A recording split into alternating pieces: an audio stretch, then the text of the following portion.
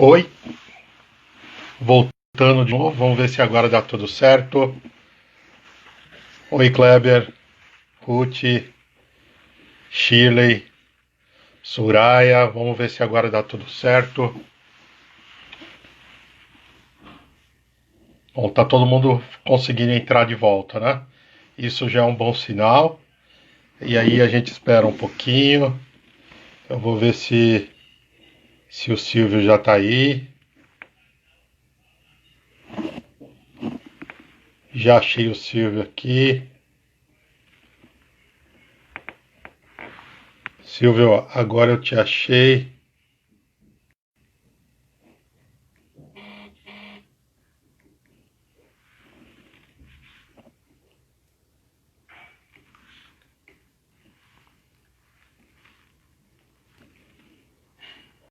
Convidar.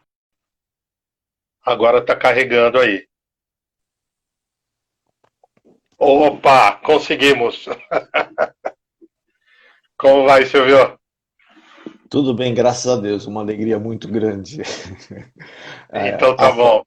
afora esse estresse natural da tecnologia, né, ao qual a gente vai se adaptando pouco a pouco, tá tudo bem, tá tudo tranquilo. Você sabe, você sabe que toda semana a gente está fazendo live, né? E Sei. toda semana sempre tem algum estresse aí.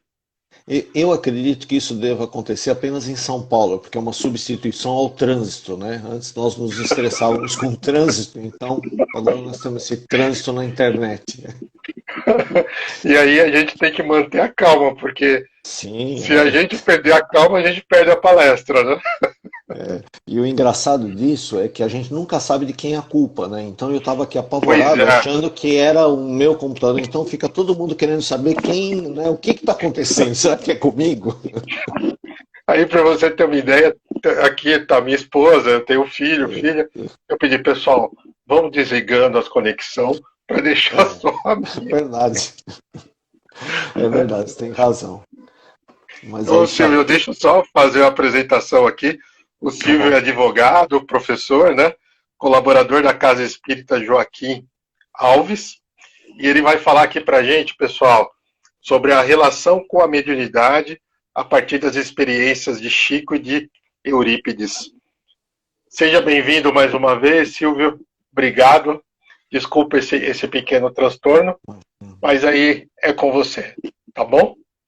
Muito obrigado. Eu queria agradecer muito o convite. Eu me sinto honrado de poder ter essa oportunidade de conversar com vocês a respeito de algo que eu reputo ser de extrema importância, porque nós estamos falando sobre trabalho, sobre sensibilidade, sobre equilíbrio, sobre possibilidades que se abrem diante de nós, que surgem diante de nós, espíritas, né?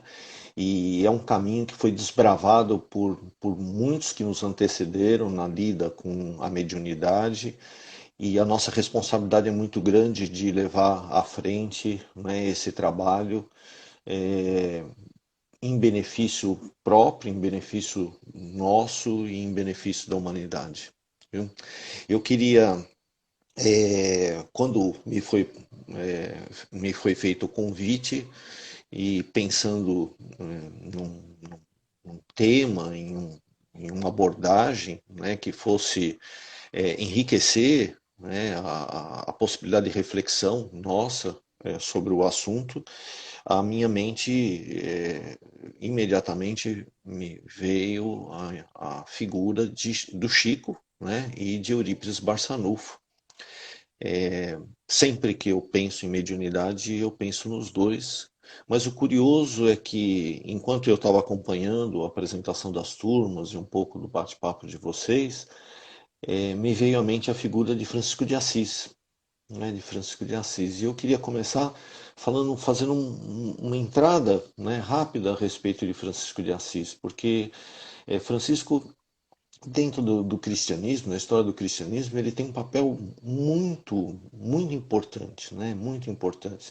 Se a gente deve a Paulo de Tarso uma contribuição gigantesca para o cristianismo primitivo, nós temos lá no final do século XII, início do século XIII, a figura de Francisco de Assis trazendo para nós uma, não uma releitura, mas um resgate do cristianismo primitivo.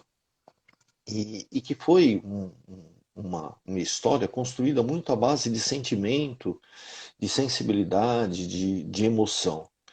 E isso tem tudo a ver com a mediunidade.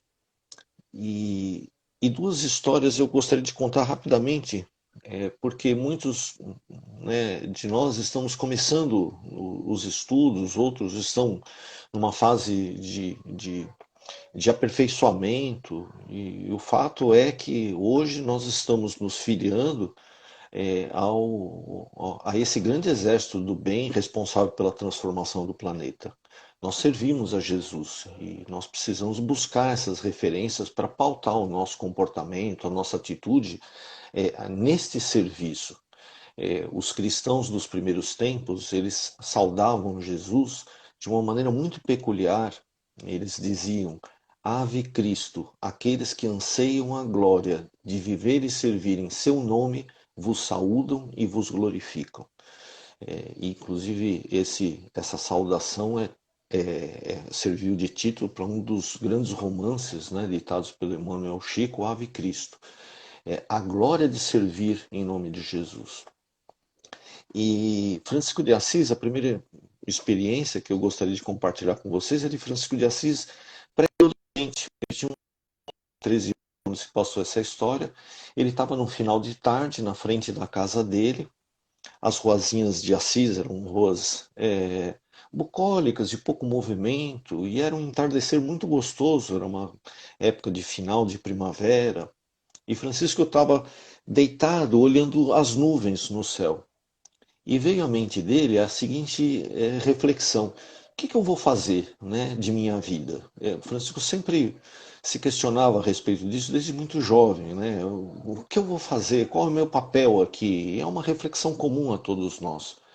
E, e ele ficava relacionando as possibilidades, né? Uma delas era se tornar religioso, e ele não se sentia atraído pela vida religiosa.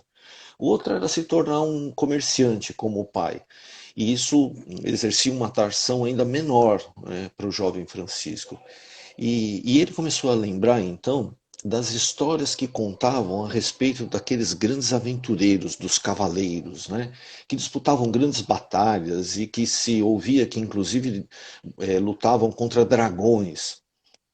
E Francisco, na sua juventude, né, na pré-adolescência, ele toma uma decisão. Eu quero ser um cavaleiro. Quero ser um cavaleiro porque eu quero que os homens contem a respeito das minhas aventuras e das minhas conquistas. Eu quero ser lembrado. Era isso que Francisco queria naquela tarde de final de primavera. E ele ficava pensando como isso seria tão, né, tão maravilhoso. Ele se entusiasmou com aquele projeto que ele estabeleceu para ele mesmo. Só que naquele instante, exatamente naquele instante, ele começa a ouvir uma música sendo entoada por um pequeno grupo de crianças que brincavam uma brincadeira que Francisco brincou muito na sua infância, que era de fazer as procissões. Era uma procissão infantil, mas era uma brincadeira. E as crianças entoavam um canto que os adultos entoavam em algumas procissões: mil flores, mil flores, mil flores para você, Santa Maria. Era uma homenagem para Maria, mãe de Jesus. Nas procissões, as pessoas, os adultos, levavam flores e na frente da igreja principal da cidadezinha de Assis depositavam essas flores em homenagem a Maria. Era uma das procissões mais importantes da tradição da Igreja Católica da região da Úmbria. E Francisco, na sua infância, brincava disso, as crianças imitavam os adultos, né? E Francisco, então, lembrou da infância dele, desses dias de tanta inocência, onde ele não se preocupava o que ele teria de fazer da vida dele, né? Ele se preocupava apenas em brincar, em se divertir.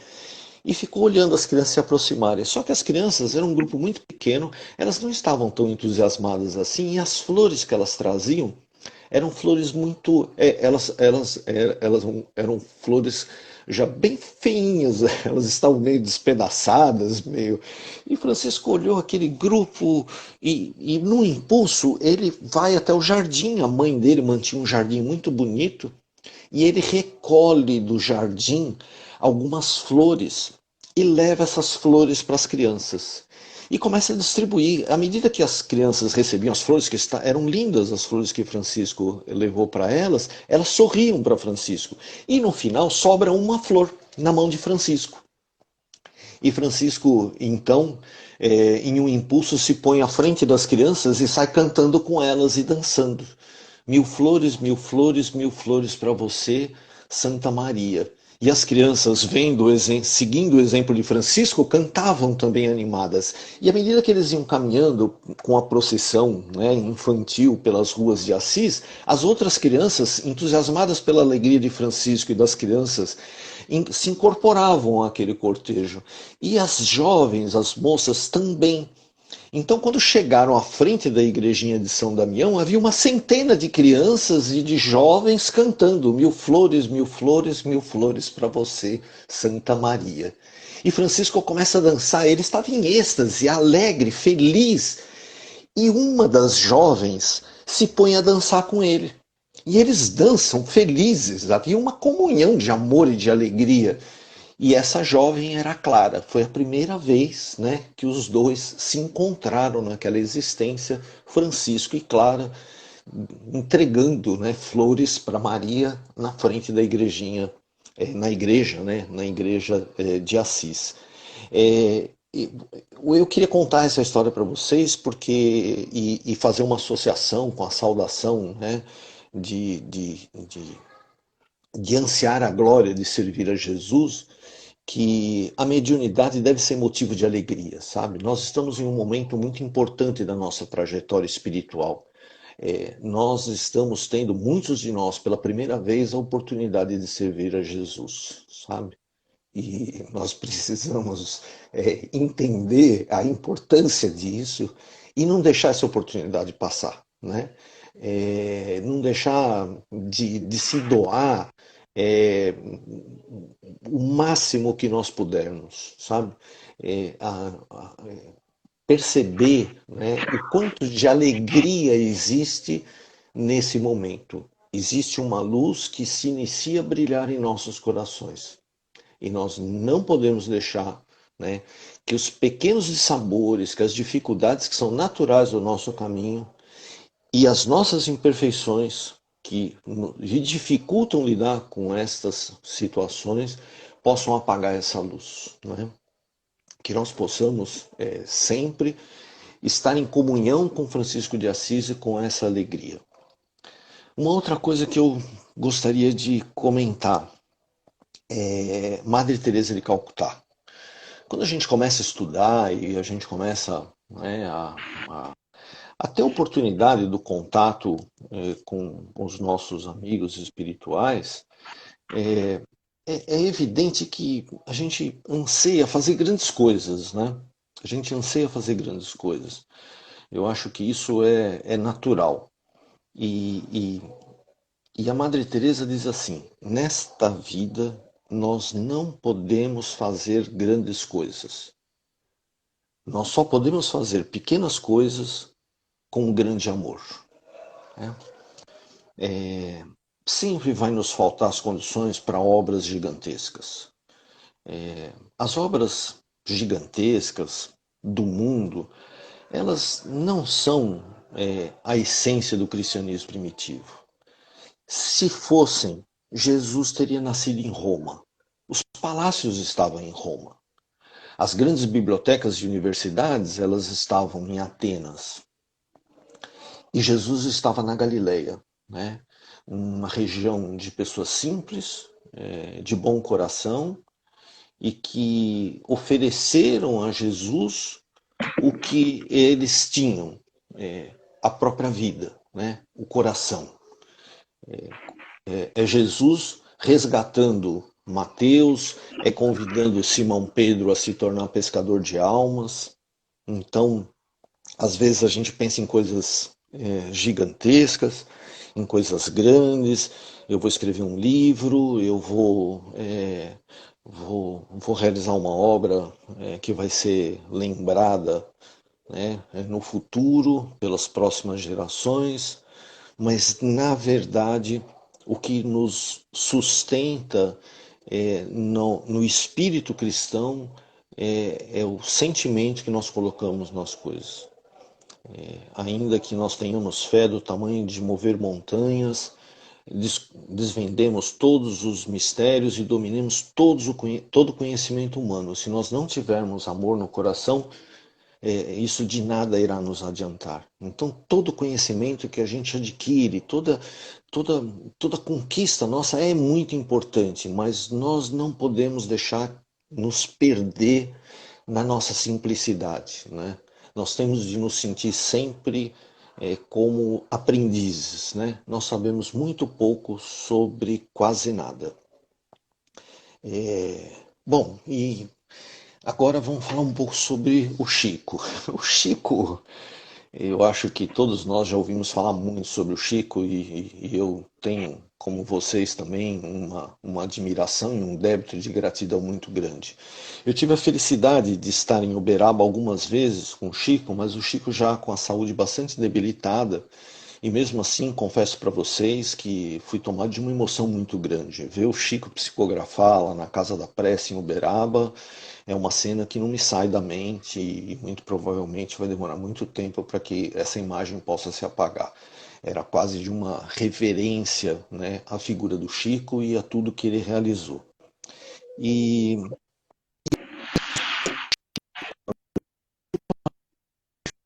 começado a época da última existência do Chico como Fabiano de Cristo. O Chico,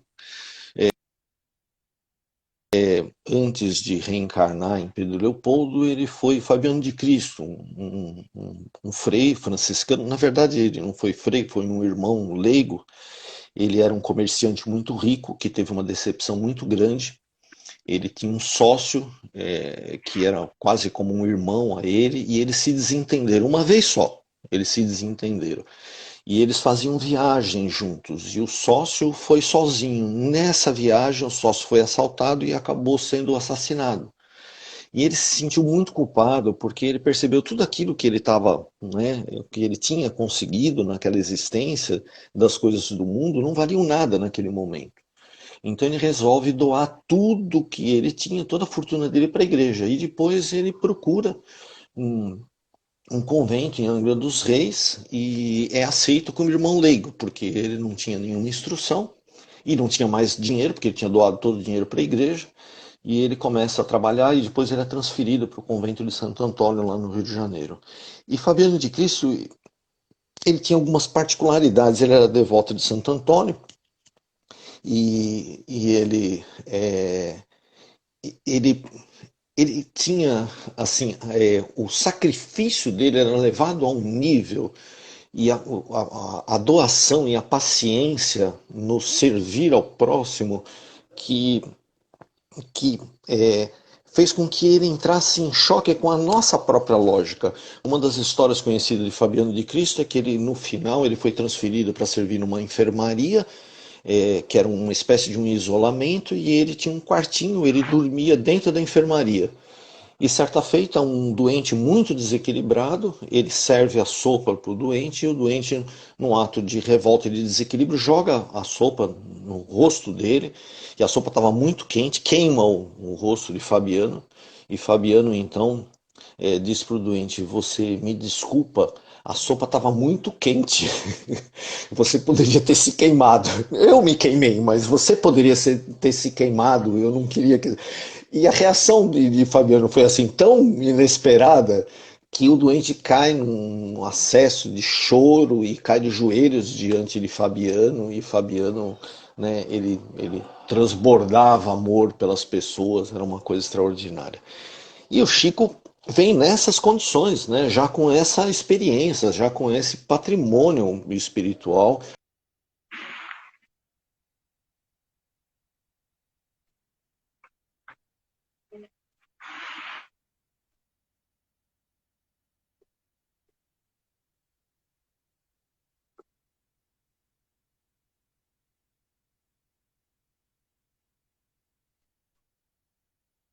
pobreza, não de extrema pobreza, mas de pobreza.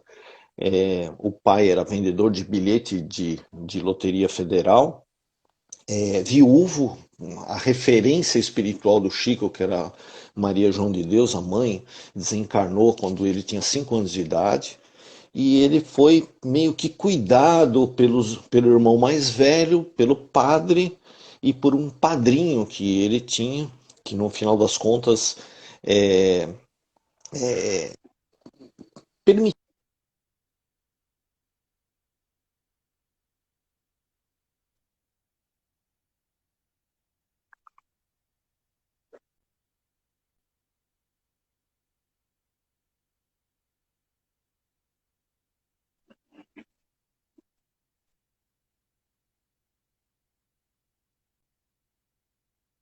De única numa cidadezinha próxima, um casal que promovia reuniões, a fim de que a cunhada fosse tratada. E nessa reunião, um espírito orienta pela senhora que dirigiu os trabalhos para que o Chico pegasse um lápis e papel. E ele psicografa pela primeira vez.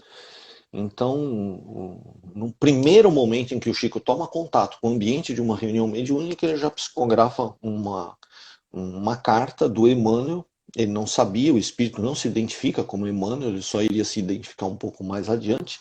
Ele se identifica um amigo espiritual, falando a respeito, né, do compromisso do Chico e das coisas que estavam por vir. O Chico costumava dizer que se lamenta porque naquele dia ninguém deu tanta importância àquela carta e essa carta se perdeu, ela não tem nenhuma cópia dela, mas ela foi muito importante para o Chico e é lógico para um jovem de 17 anos de pouca instrução, mas um espírito já, né, com vocação para o trabalho em favor de Jesus, ela mexeu com as estruturas do Chico. Mais adiante tem um episódio, e esse é que eu quero trazer para vocês, que é o episódio em que Chico se encontra com o Emmanuel pela primeira vez, né? Ele está no açude, que era um lugar que ele gostava de ir porque ele se sentia calmo, e então aparece o Emmanuel, ele se aparece, é, a aparência dele era de um senador romano, de Públio Lentulus, que foi uma existência marcante para o Emmanuel, e, e ele diz para o Chico, né? Chico, você tem um compromisso, e é um compromisso com os livros, com as letras, para levar, né, conhecimento para as pessoas. E esse compromisso você vai ter de escrever 50 livros. O Chico conta que, na verdade, ele era tão pobre, né? Assim, era tão difícil as coisas na casa dele que imediatamente ele pensou o seguinte: como é que eu vou escrever 50 livros? Onde é que eu vou arrumar papel para tudo isso, né? Como é que eu vou conseguir comprar papel para escrever 50 livros? Era a preocupação do Chico na época. Ele não tinha recursos para sair comprando papel e tinta e escrever. Então a preocupação dele foi essa, né? É, mas vocês vão me ajudar? O Chico pensou. E o Emmanuel disse, sim, desde que você obedeça algumas condições. E o Chico pergunta, quais condições? O Emmanuel diz assim, você vai ter de trabalhar, estudar e se esforçar no bem. O Chico acha isso muito complicado e diz assim: e como eu vou fazer isso? Você vai ter de ter disciplina, disciplina e disciplina. Essa passagem é mais conhecida pela última resposta do Emmanuel, que não faz muito sentido, né? Você fala assim, o que o Emmanuel disse que o Chico precisava para ser um bom médium? Disciplina, disciplina e disciplina. Ué, então ele deveria ter convocado um soldado do exército, né? Porque no exército eles são extremamente disciplinados.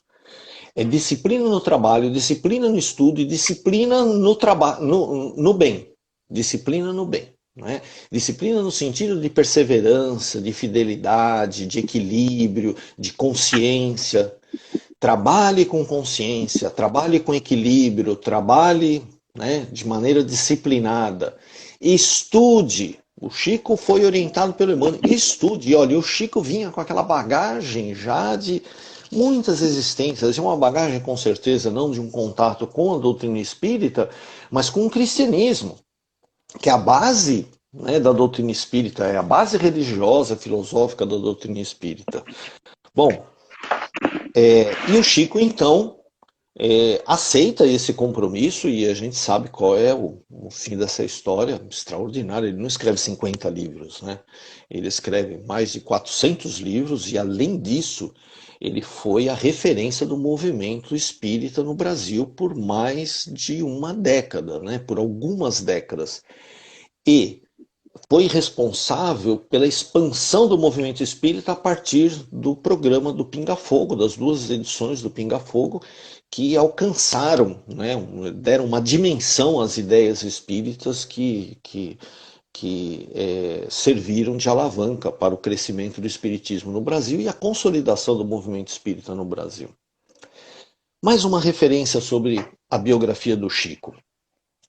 Algumas semanas depois dessa conversa, e um pouco antes de começarem os livros a serem editados, o Chico estava fazendo as preces dele no quarto, de joelhos. Ele fazia as preces de joelho, que era um hábito da parte da vida dele como católico. Ele manteve até o fim da vida, até quando ele pôde.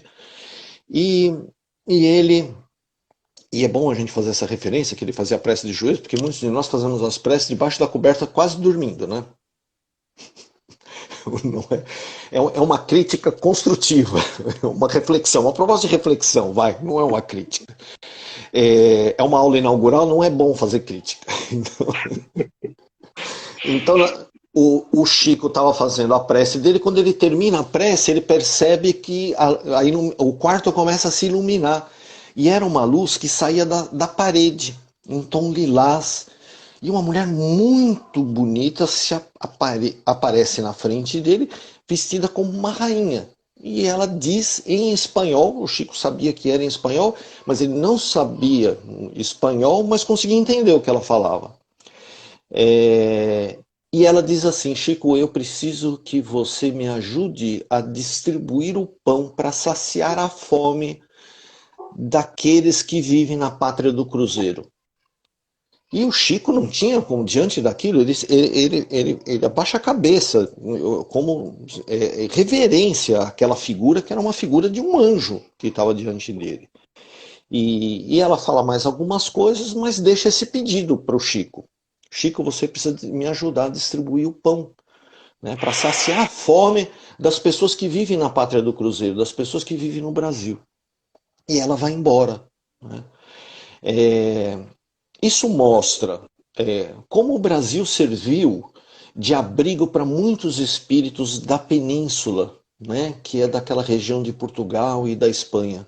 Muitos espíritos que tiveram, né, muitas existências naquela região, eles são trazidos para o Brasil e é dado a eles a oportunidade de participar de um processo da construção de uma nova sociedade. E esse espírito, que depois Chico fica sabendo que é Isabel de Aragão, que foi chamada em vida de a Rainha dos Pobres, ela cuidou, ela intercedeu junto a Jesus para que essa migração acontecesse, acompanhou essa migração e cuidou naquele período para que a formação dessa nova sociedade tivesse a base o Evangelho. Então ela pede a participação direta do Chico. E o Chico, jovem, muito, ainda com todas aquelas dificuldades, a preocupação dele com os livros era papel, como é que eu ia arrumar dinheiro para comprar papel. Ele fica apavorado, como é que eu vou distribuir pão, como é que eu vou saciar a fome das pessoas que têm fome, com tanta gente com fome, se muitas vezes a gente passa fome dentro de casa. E ele, depois de saber que era Isabel de Aragão, ele tomou uma atitude que eu acho que deve servir de padrão para todos nós. Ele, no primeiro final de semana, depois dessa visita de Isabel de Aragão, ele compra alguns pães e sai junto com a irmã para distribuir esses pães para umas famílias que estavam morando embaixo de um viaduto em Pedro Leopoldo.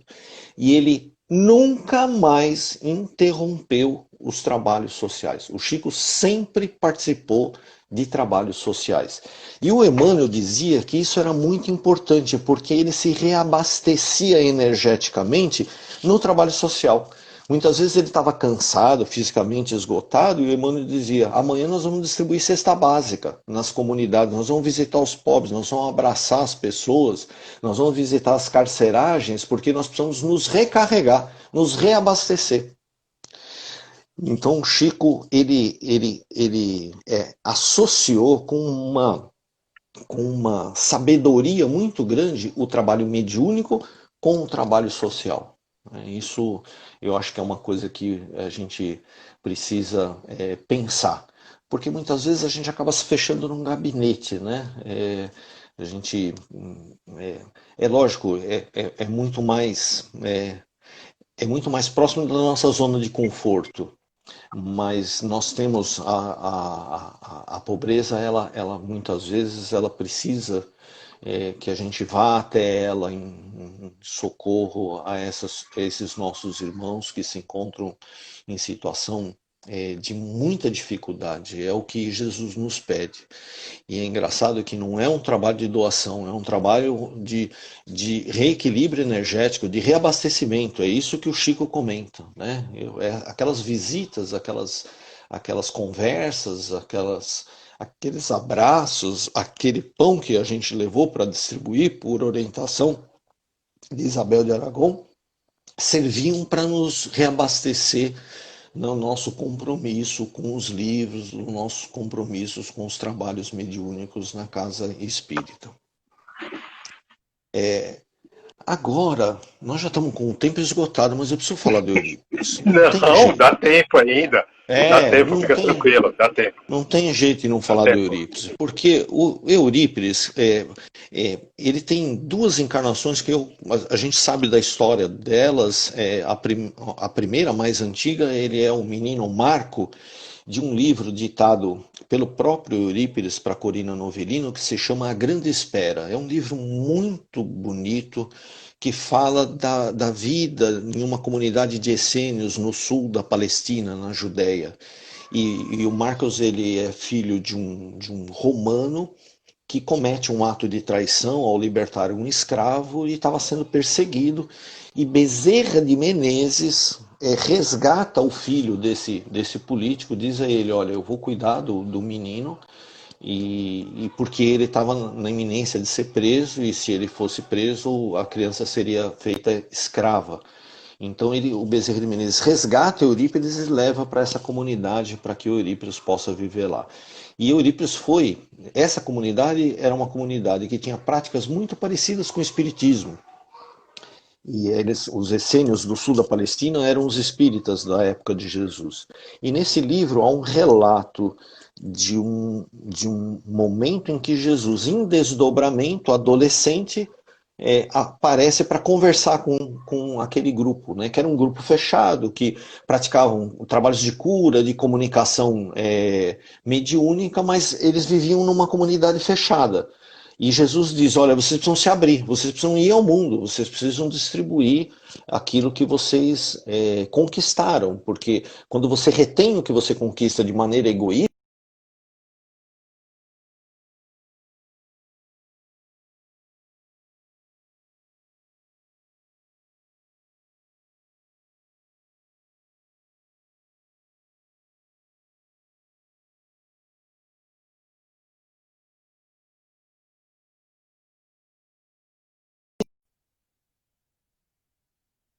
Kardec a respeito do magnetismo. O Kardec estudou ainda antes do início da codificação o magnetismo, inclusive foi o magnetismo que o levou ao interesse dos fenômenos das mesas girantes, porque ele acreditava que no que ele conhecia a respeito do magnetismo ele poderia explicar aqueles fenômenos, e depois ele descobre que não era, tinha mais coisas do que ele imaginava. E o Eurípides desempenha um papel muito importante no movimento espírita no Brasil, porque eu digo assim, ele desempenha um papel muito importante, mas o papel de Eurípides ainda não, o trabalho que Eurípides realizou ainda não rendeu os frutos que deveria render. o Eurípides, ele muito jovem, 18, 19, 20 anos de idade, ele era a personagem mais importante, não só de Sacramento, da cidade onde ele nasceu, em 1880, no dia 1º de maio, mas da região da Farinha Podre. Ele era respeitado pelos padres, assistia às missas do altar. Os padres deram de presente para ele uma Bíblia, porque a Bíblia, o leigo não tinha Bíblia. Ele conhecia latim, conhecia francês, falava inglês, escrevia inglês, falava francês, escrevia francês, se correspondia com os grandes intelectuais do Brasil e alguns do exterior. Tem relatos de correspondência com pessoas de fora do Brasil já naquela época. Era o diretor de uma das escolas do Liceu Sacramentano de Sacramento, tinha a Escola dos Padres e o Liceu Sacramentano. O Liceu Sacramentano foi fundado pelo próprio Eurípides com apoio financeiro da igreja. Quando o professor Miranda volta para Belo Horizonte, o professor Miranda foi o professor de Eurípides, e Eurípides, profundamente católico, passa por uma situação muito complicada. O tio dele, o senhor Mariano, vira espírita, em Santa Maria. E ele fala, meu Deus do céu, meu tio enlouqueceu. E ele começa a tentar convencer o tio de que o espiritismo era coisa de maluco. Ele fala, não, meu tio enlouqueceu e eu preciso curar o meu tio. Então todas as vezes que o tio ia para Sacramento, ele forçava, pedia para a mãe, o tio, o senhor Mariano era irmão da mãe da dona Meca, da mãe de Eurípides, para que o tio dormisse no quarto com Eurípides. E o tio, ele era dirigente de um centro espírita chamado Fé e Amor. Esse centro espírita foi fundado no ano de 1900. E era um centro espírita que tinha uma importância muito grande. Por quê? Porque ele foi o primeiro centro espírita fundado em área rural aqui no Brasil. E os médiuns eram pessoas simples. Eu conheci a Dona Iola, que desencarnou recentemente, se não me engano, acho que no final do ano passado. A Dona Iola chegou a conhecer o senhor Mariano e conheceu muitos dos médiuns que trabalharam no Centro Espírita Fé e Amor. E ela dizia assim para mim, ela falava, Silvio, eles não tinham instrução nenhuma, mas todos eles eram pessoas muito boas. Eram pessoas muito boas. E no Centro Espírita Fé e Amor foram produzidos fenômenos extraordinários no que se refere à mediunidade. Tanto fenômenos físicos de cura, como de conteúdo. Santo Agostinho, São Vicente de Paulo, Maria Santíssima deram comunicação através daqueles médiuns lá de Santa Maria. E o que acaba acontecendo? Um médico famoso que havia desencarnado em 1900, data da fundação do Centro Espírita Fé e Amor, passa uma comunicação. Depois de mais ou menos 5 anos de não ter dado notícia nenhuma, exatamente no Centro Espírita Fé e Amor, Adolfo Bezerra de Menezes. Uma carta endereçada à FEB. O pessoal da FEB, onde é que está o doutor Bezerra? Onde é que está o doutor Bezerra? Chega uma carta dele, desse centro espírita lá em Santa Maria, o povoado de Santa Maria, do lado de Sacramento, que ninguém conhece hoje, imagine naquela época. Essa carta cai como uma bomba e eles querem confirmar a veracidade dela, mandam 2 emissários lá para Santa Maria. E chegando lá em Santa Maria, um dos médiuns passa uma mensagem psicofônica do Dr. Bezerra falando de coisas que só o Dr. Bezerra sabia a respeito da particularidade, não só deles, como da própria FEB. E eles constatam que de fato era real aquilo que estava acontecendo, ficam impressionados com o trabalho realizado em Santa Maria, principalmente por estar sendo realizado por aqueles médiuns que não tinham instrução nenhuma, embora eles estudassem mediunidade e estudassem o Evangelho. Não eram leigos no ponto de vista do estudo, mas eles não tinham instrução formal. E eles deixaram um presente para o senhor Mariano, tio de Eurípides, que era um livro do Leon Denis, Depois da Morte.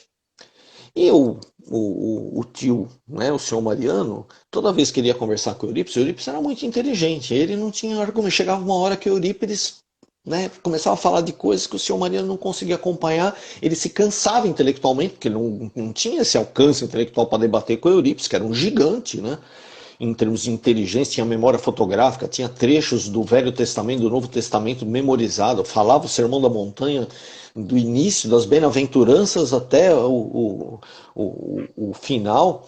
Então ele estava um pouco irritado e ele leva esse livro e resolve dar de presente para o Eurípides. E ele faz isso antes de se deitar. O Eurípides puxa o assunto de religião, o senhor Mariano fala, não, eu não vou conversar com você. Toma esse livro, se você quiser, você leia. E o Eurípides começa a ler o livro. Ele gostava de ler, você pega um livro e você começa a ler.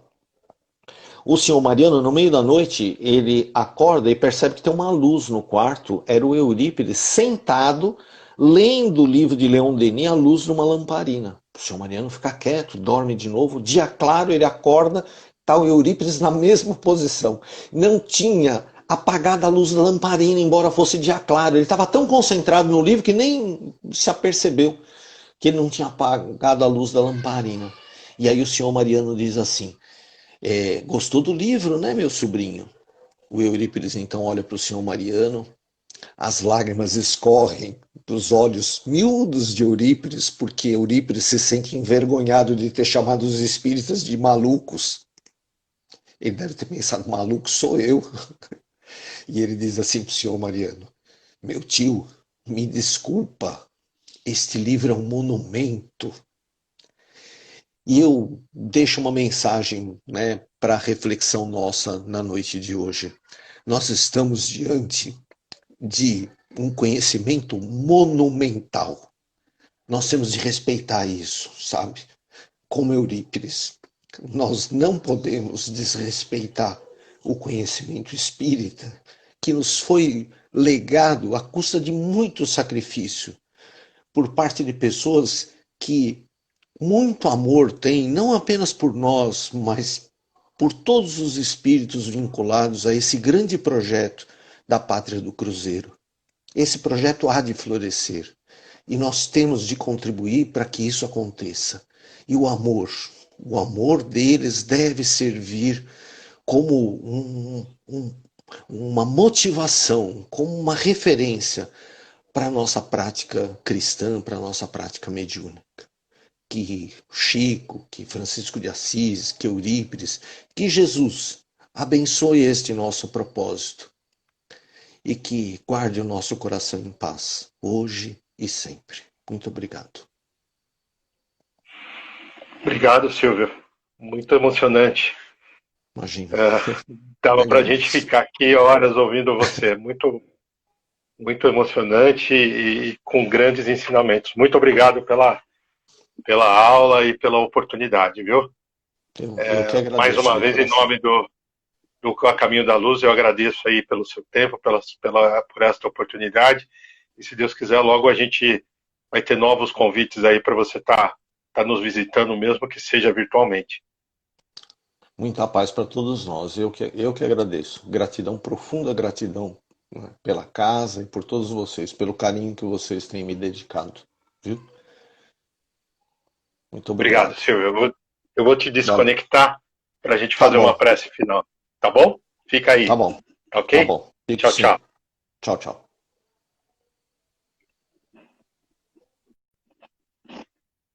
Oi, pessoal. Agora a gente vai chamar a Rosa, para a Rosa fazer as considerações finais e a prece. Né? Eu vou confessar a vocês que eu estava tão ligado na palestra do Silvio que quando ele terminou eu achei que ele ia continuar mais ainda, que a gente se envolve, né? Muito, muito bom. Rosa, cadê você?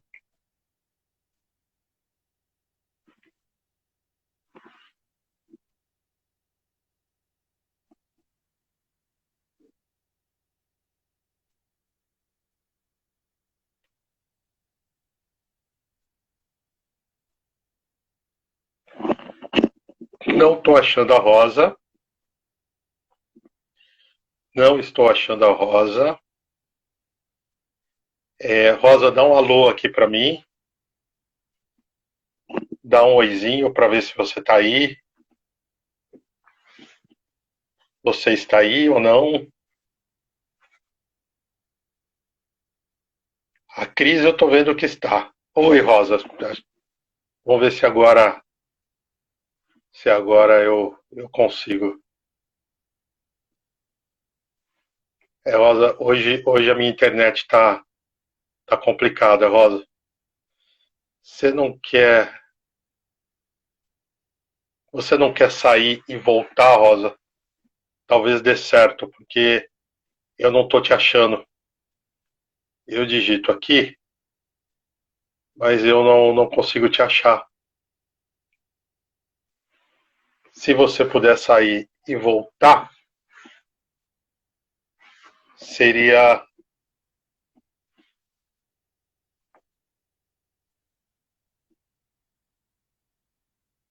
Não estou conseguindo te achar, Rosa.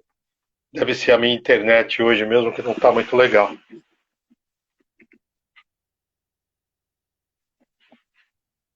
Eu estou procurando as florzinhas, Cris. Obrigado. Vou tentar mais uma vez. Vamos lá.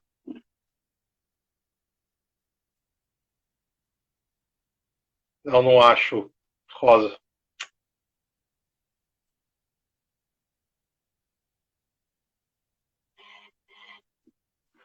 Não acho. Rosa, já que eu não estou achando, então para gente voltar, para gente encerrar, eu vou estar chamando a Lumena de novo. Voltou, a Rosa voltou. Vamos ver se agora dá.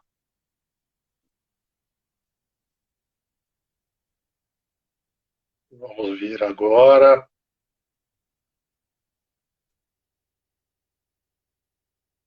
Não, Rosa, não vai.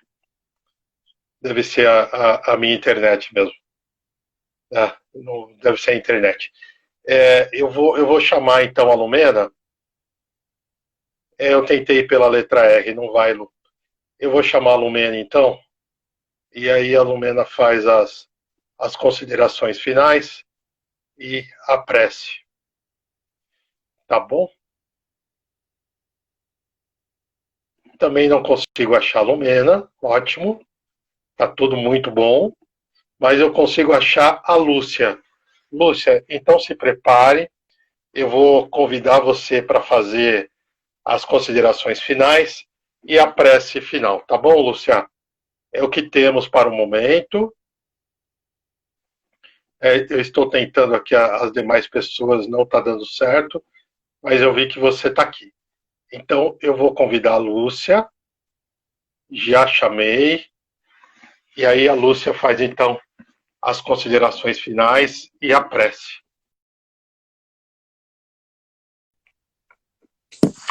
Oi, Lúcia. Boa noite, Carlos. Voltei. Boa noite. Legal você ter voltado. Hoje o desafio está bem intenso, né? Tá intenso, mas nós estamos conseguindo vencer. Ainda bem que eu não pus pijama, hein? Você teve o sexto sentido aí para não pôr o pijama. Fazer a prece final, então? Pode ficar à vontade, Luciano. Então, a gente agradece ao Silvio pela belíssima palestra que nos foi oferecida nesta noite. Foi, sem dúvida, vai ficar marcada na nossa memória. E por todos vocês que estiveram conosco, os alunos, os trabalhadores, os nossos assistidos, todos que estiveram conosco nesta noite. Foi uma noite, como todas as aulas inaugurais, né? É uma noite memorável. Eu particularmente, adoro a aula inaugural. E esta não foi menos maravilhosa. E agora, então, a gente poderia fazer a prece final. Pode ser? Querido Jesus, o nosso coração está repleto de alegria por este momento singular na nossa vida, onde se estabeleceu um contato com a espiritualidade maior, onde nós pudemos perceber quão grande é o nosso potencial de aprendizado, de realizações, de termos condições de fazer muito. Vimos os nossos espíritos de luz citados na palestra, sem condição alguma material, moveram montanhas, fizeram o que muitos de nós nos dizemos incapazes. Que nós tenhamos, Jesus, o ânimo, a vontade, a energia e toda essa condição de realizarmos tudo o que estiver ao nosso alcance, sempre buscando o apoio da espiritualidade maior e o conhecimento, que nos dá a base para a nossa transformação. Obrigada, Mestre. Obrigada mais uma vez, do fundo do nosso coração. E agora nós vamos mentalizar o nosso lar, repleto nesta luz brilhante e intensa, tão brilhante e tão intensa quanto a luz do sol. E esta luz vai adentrando pelas nossas portas e janelas e vai tomando todo o ambiente do nosso lar, não deixando sequer um espaço sombrio. E vai eliminando dali todos os miasmas negativos que foram trazidos pelo nosso pensamento, pelas algumas de nossas atitudes, para que o nosso lar fique repleto de paz e de harmonia. Vamos percebendo que o nosso lar está higienizado e que nós temos um ambiente completamente diferente, repleto de luz, perfumado, brilhante, pronto para que nós tenhamos uma noite de paz e de tranquilidade. Vamos pedindo a Jesus que os nossos companheiros espirituais que convivem conosco e que ainda estão carentes de amparo, que não podem nos auxiliar, possam ser encaminhados amorosamente até o caminho da luz. E lá sejam recebidos pelos benfeitores do Cristo. Que fiquem conosco somente aqueles que podem nos auxiliar. Vamos pedindo que nós tenhamos condições de termos uma noite tranquila, uma noite de harmonia e de paz, para que possamos, se nos for permitido, também auxiliar nas tarefas dos espíritos de luz. Que nós tenhamos a honra de sermos participantes destas tarefas. Ajude-nos, Jesus, para que nós possamos sempre reconhecer esse nosso valor. Vamos agora também, pedindo a Jesus, que nós possamos receber assistência desta noite. Que um facho de luz intenso e radiante possa ser projetado no alto da nossa cabeça e que atue sobre o nosso cérebro, atuando sobre a qualidade dos nossos pensamentos, para que esses pensamentos possam ser pensamentos de otimismo, de esperança e de muita paz.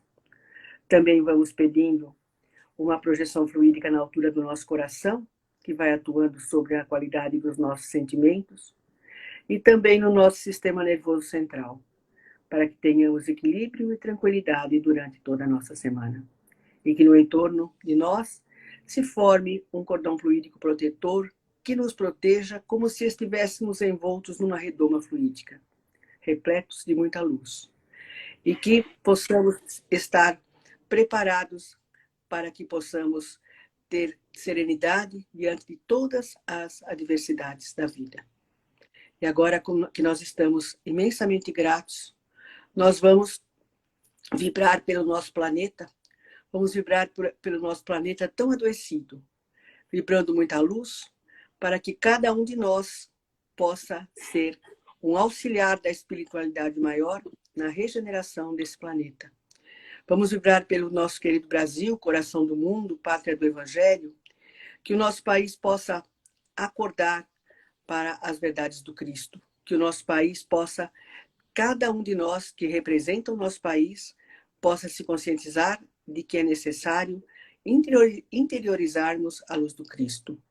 Vamos vibrar por todos aqueles que estão doentes, por todos aqueles que estão aflitos, por todos aqueles que estão passando por qualquer tipo de dor, dor física, dor espiritual, dor emocional, que possa neste momento ser assistido por um irmão espiritual, que lhes leve esperança e alento para terem forças para retornarem à caminhada. Vamos vibrar por cada aluno que está aqui presente nessa live e por aqueles que não puderam participar. Que cada um deles sinta nesta noite um desejo intenso de persistir nesta tarefa que assumiram, que é terminar este curso para poderem efetivamente serem trabalhadores espíritas. Que cada um deles encontre coragem para lidar com as suas dificuldades, tenha paz para fazer os seus estudos e sinta sempre esse desejo de aprender. Vamos vibrar também por cada um de nós, os trabalhadores do Caminho da Luz, para que também sempre tenhamos esse desejo de aprender e de realizar. E agora, gratos que estamos, vamos pedindo ao nosso Mestre Jesus que nos permita encerrar esta aula e que esteja conosco durante toda a nossa noite.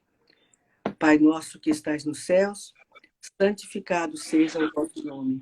Venha a nós o vosso reino. Seja feita a vossa vontade, assim na terra como nos céus. O pão nosso de cada dia nos dai hoje. Perdoai as nossas ofensas, assim como nós perdoamos a quem nos tem ofendido. E não nos deixeis cair em tentações, mas livrai-nos de todo o mal, agora e sempre, e que assim seja, graças a Deus. Boa noite a todos. Graças a Deus. Por mais esta oportunidade. Obrigada, Carlos. Obrigado, Lúcia. Tchau, tchau. Tchau, tchau. Pessoal, boa noite. Obrigado pela presença de todos nessa aula. Obrigado mais uma vez ao Silvio. E que todos nós estejamos aí firmes e fortes, aí preparados para esse desafio das aulas virtuais que vão se iniciar a partir de agora. Tá bom? Muito obrigado para todos. Boa noite. Uma boa semana. Tchau, tchau.